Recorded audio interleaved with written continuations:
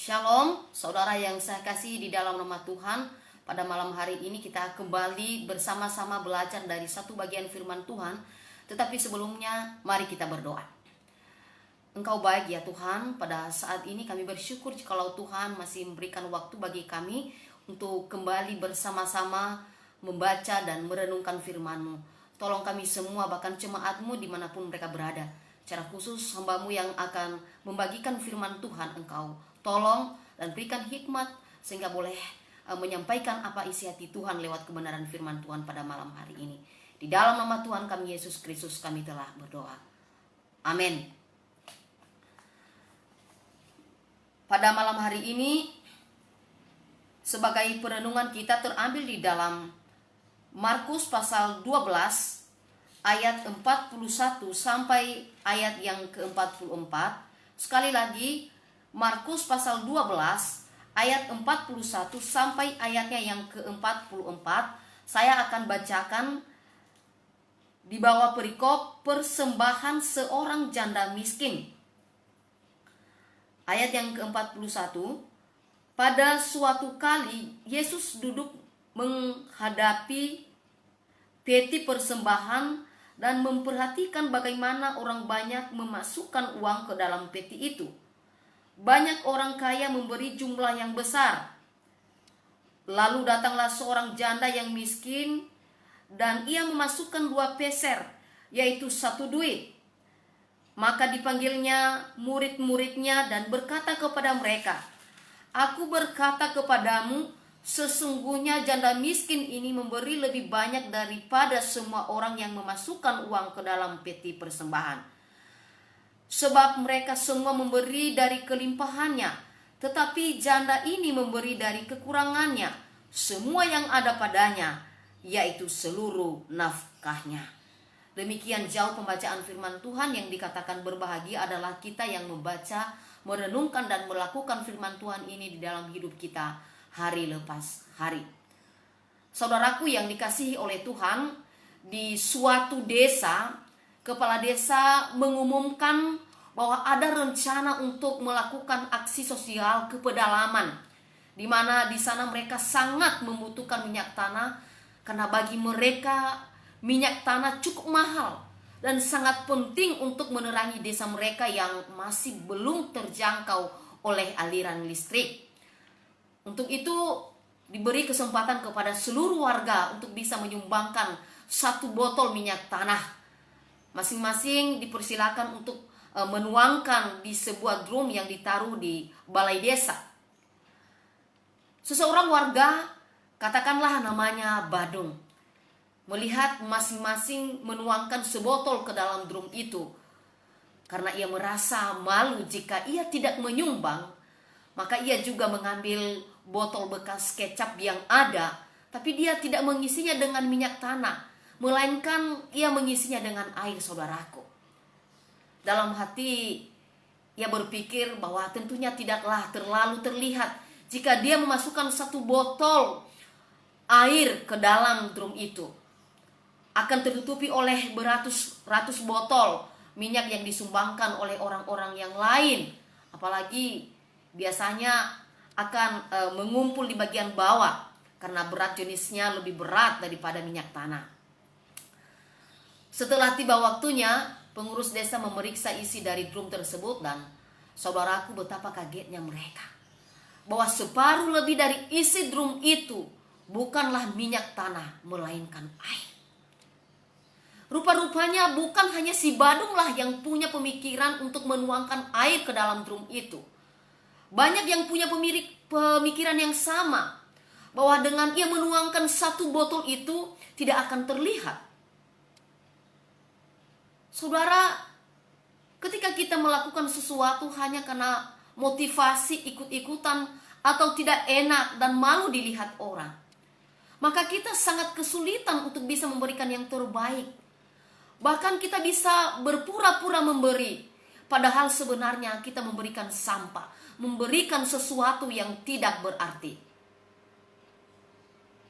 Saudaraku yang dikasihi oleh Tuhan, kalau kita melihat di dalam pembacaan kita pada malam hari ini, cerita janda miskin yang kita baca, Ini merupakan sebuah pengamatan daripada Tuhan Yesus yang ia ceritakan kepada murid-muridnya sendiri. Secara nominal apa yang ia berikan sangatlah kecil, tetapi Tuhan Yesus mengapresiasi persembahannya itu karena ia memberikan dalam segala keterbatasannya. Artinya ia berusaha memberikan yang maksimal dari apa yang ia bisa berikan. Perlu kita pahami bahwa Tuhan Yesus tidak mencela orang-orang yang lain yang memberikan persembahan. Bahkan dari sana kita melihat sebuah prinsip keadilan, bahwa Tuhan melihat juga adalah wajar dan sangat pantas orang-orang lain itu memberikan jumlah yang cukup besar, dan Tuhan Yesus tidak pernah mencela itu. Tuhan Yesus hanya mencoba menyampaikan bahwa entah besar, entah kecil, kita harus belajar memberikan yang terbaik. Tuhan Yesus tentu tahu bahwa setiap orang punya kemampuan yang berbeda-beda. Dan dengan ia mengamati perilaku orang-orang yang memberi persembahan, Tuhan Yesus juga mengkomunikasikan secara tidak langsung kepada kita bahwa mereka telah melakukan tugasnya dengan baik. Mereka telah memberikan persembahan mereka dengan baik. Apresiasi yang diberikan kepada janda miskin itu tidak bertujuan untuk mencela orang-orang lain, tetapi bertujuan untuk memberikan motivasi yang lebih lagi, baik bagi mereka yang belum atau tidak memberikan persembahan pada saat itu, maupun bagi mereka yang telah memberikan persembahan. Saudara, ketika kita menyiapkan persembahan, mari kita betul-betul menghayati bahwa kita memberikannya kepada Tuhan. Tanpa penghayatan ini, ada banyak 1001 alasan yang kita bisa utarakan untuk kita tidak memberikan yang terbaik. Ada banyak alasan yang bisa kita kritikan kepada janda miskin itu. Kita bisa berkata, seharusnya dia tidak harus memberikan semua yang ia miliki untuk persembahan. Tuh banyak orang lain kok yang masih bisa menutupi akan persembahannya itu. Ini yang sering menghalangi kita memberikan yang terbaik bagi Tuhan. Karena kita memperbandingkan diri kita kepada orang lain. Kita berpikir, apalah artinya persembahan saya ini? Seperti menggarami air laut, tidak ada arti apa-apa. Tuhan tidak melihat itu. Ia betul-betul melihat dirimu dan kemampuanmu secara pribadi tanpa engkau memperbandingkan dengan orang lain. Disinilah inti sebuah persembahan itu. Bagaimana keluarga kita masing-masing memberi persembahan kepada Tuhan, bukan kepada gereja, bukan kepada majelis. Alasan lain, saudaraku, yang sering digunakan untuk kemudian kita tidak memberikan secara maksimal adalah persoalan pengelolaan. Saya bukan berkata bahwa kita tidak perlu kritis. Kita tidak perlu mengontrol penggunaan atau pemanfaatan dari keuangan sebuah organisasi di mana kita bergabung. Tetapi kalau kemudian hal itu membuat atau menghalangi kita untuk memberikan persembahan di dalam ibadah-ibadah kita, itu tidak akan ada habisnya. Perhatikan Tuhan Yesus di bagian lain. Ia mengkritik para imam yang korup, yang menggunakan wewenang yang ada di tangan mereka untuk kepentingan diri sendiri. Kita ingat bagaimana Tuhan Yesus mengobrak-abrik meja-meja penukaran uang yang telah dilegalkan oleh pengurus bait Allah, yang tentunya adalah para imam pada saat itu. Sangatlah wajar misalnya pada saat itu Tuhan Yesus berkata kepada murid-muridnya atau kepada orang-orang yang ada di situ, jangan beri persembahan ke bait Allah, nanti uangmu disalahgunakan oleh para imam yang korup itu. Tetapi ternyata tidak. Saudara, Tuhan Yesus menempatkan segala sesuatu secara proporsional.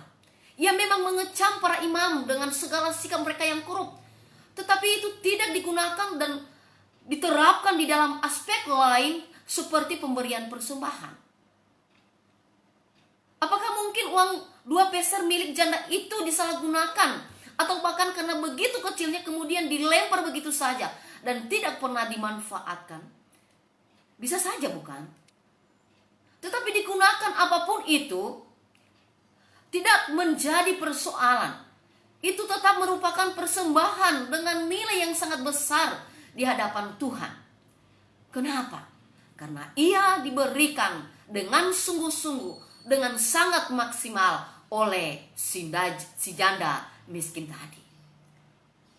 Saudara, biarlah firman Tuhan ini boleh kembali menjadi perenungan bagi kita untuk selalu berusaha melakukan yang terbaik, memberikan yang terbaik dari apa yang bisa kita berikan kepada Tuhan, dari waktu kita, dari harta kita, dari talenta, dari kemampuan yang ada pada kita. Ingat saudaraku, tidak selalu ada kesempatan untuk itu. Ada seorang anak muda yang jatuh sakit, kemudian dia minta pendetanya untuk mendoakan dia. Dan ia berjanji jika dia sembuh, ia akan melayani Tuhan. Ia akan membantu di dalam banyak pelayanan di gereja. Di dalam kondisinya yang semakin memburuk, suatu hari pendetanya datang dan membawakan dia sekuntum bunga yang sudah layu. Pendeta itu kemudian menaruh di atas meja rumah sakit di mana dia berada. Sebelum pendeta itu pergi, anak muda ini memperhatikan bunga itu dan ia bertanya kepada pendetanya. Dia berkata begini, "Pak, kenapa engkau memberikan bunga yang sudah layu kepada saya?"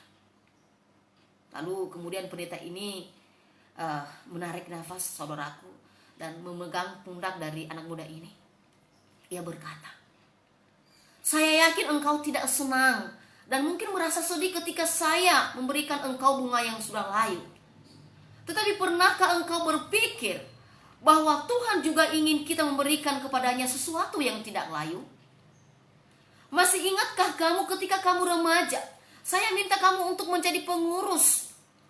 Ketika kamu pemuda, saya minta supaya engkau menjadi guru sekolah minggu.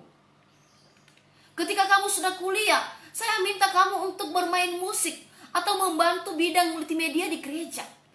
Tetapi dengan berbagai alasan kamu menolak. Dan sekarang ketika kamu sudah dalam keadaan sakit, baru kamu berseru kepada Tuhan. Jika kamu sembuh, kamu akan melayani Dia."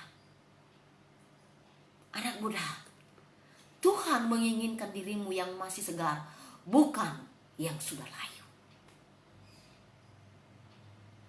Saudaraku yang dikasihi oleh Tuhan, pergunakanlah waktu, talenta, bahkan keuangan yang Anda miliki untuk bisa memberikan yang terbaik bagi Tuhan.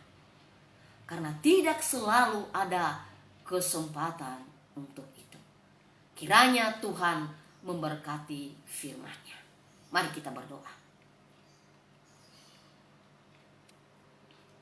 Terima kasih firman-Mu ya Tuhan, yang terus mengajar kami untuk selalu sungguh-sungguh memberikan dan melakukan yang terbaik bagi Tuhan dalam seluruh aspek kehidupan kami. Ampuni kami ya Tuhan apabila selama ini seringkali kami lalai untuk melakukan apa yang kami dengarkan pada malam hari ini lewat kebenaran firman. Tolong kami agar betul-betul kami bisa melakukan di dalam keseharian hidup kami ke depannya. Bapa di sorga, pada saat ini kami berdoa untuk seluruh jemaat-Mu dimanapun mereka berada.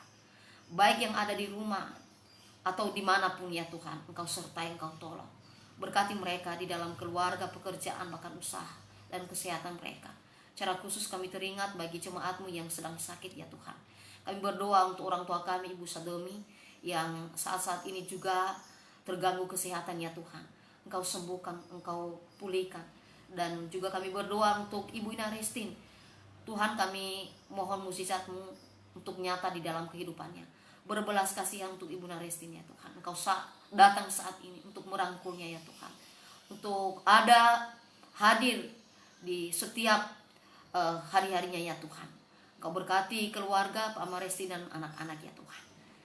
Bapa di sorga, kami juga serahkan ke dalam tangan-Mu untuk rencana beberapa waktu ke depan di mana gereja-Mu akan memulai ibadah secara offline. Kami serahkan segala persiapan yang ada ya Tuhan, biar boleh berjalan dengan baik. Kami juga berdoa untuk bangsa dan negara kami. Kami serahkan ke dalam tangan Tuhan, Engkau yang terus memimpin bangsa ini, melawat bangsa ini ya Tuhan. Secara khusus untuk pemimpin yang ada, berikan hikmat bijaksana di dalam melakukan segala antisipasi tindakan-tindakan pada saat ini ya Tuhan, pada saat-saat menghadapi efek dari pandemi yang sedang berlangsung di negara kami. Kami juga berdoa untuk tenaga kesehatan yang berjuang untuk mendampingi pasien-pasien yang sedang sakit ya Tuhan. Engkau lindungi mereka dan berikan semangat, dan Engkau lindungi juga keluarga mereka. Secara khusus kami serahkan ke dalam tangan-Mu untuk orang-orang yang sakit, baik yang dirawat di rumah sakit maupun yang ada di rumah, yang sakit biasa maupun yang terpapar COVID. Tuhan, Engkau boleh menjamah dan memberikan mereka dengan cara-Mu. Terima kasih Tuhan. Inilah doa kami, ucapan syukur kami untuk firman-Mu. Jadi dalam nama Tuhan kami Yesus Kristus kami telah berdoa. Amin.